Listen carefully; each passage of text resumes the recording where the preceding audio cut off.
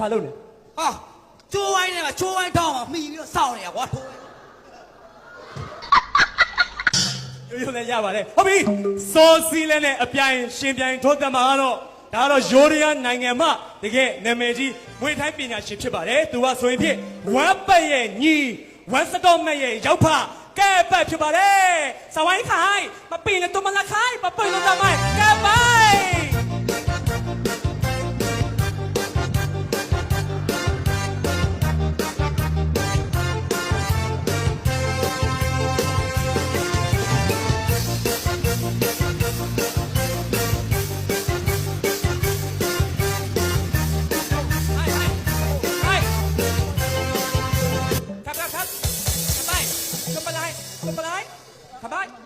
สวัสดีครับมาเลยค่ะอะไร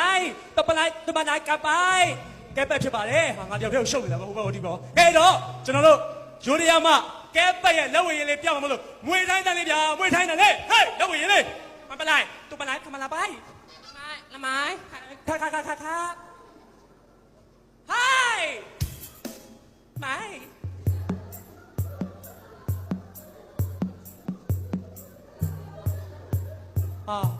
ဒီနေ့ပွဲများရောက်လာလားမသိအမမခါค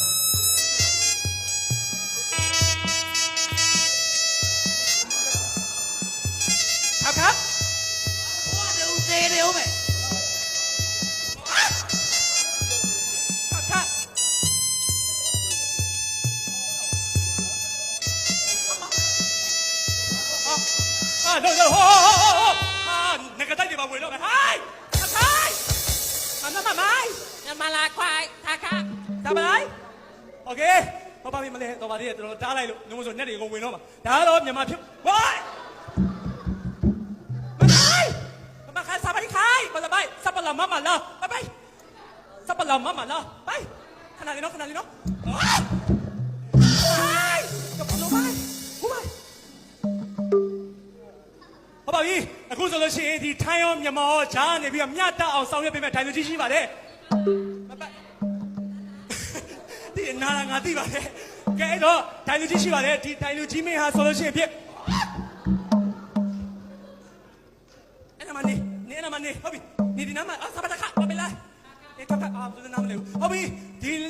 ထိုင်လူကြီးမင်းကတော့ဆောင်ရွက်ပေးမှာဖြစ်ပါတယ်သူကဆိုရင်မြန်မာနိုင်ငံမှာတစ်ချိန်နေနိုင်ငံခြားမှာတစ်ချိန်နေပါတယ်မြန်မာပြည်မှာမိန်းမတစ်ယောက်ယူရင်နိုင်ငံခြားမှာမိန်းမတစ်ယောက်ယူတယ်မြတ်တဲ့ထိုင်လူကြီးမောဆလာဖြစ်ပါတယ်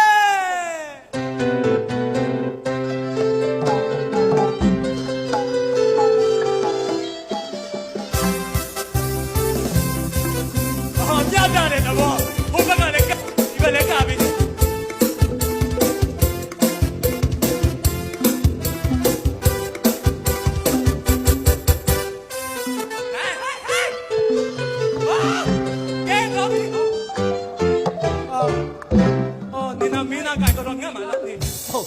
တီးလုံးကနှစ်ခုဟေး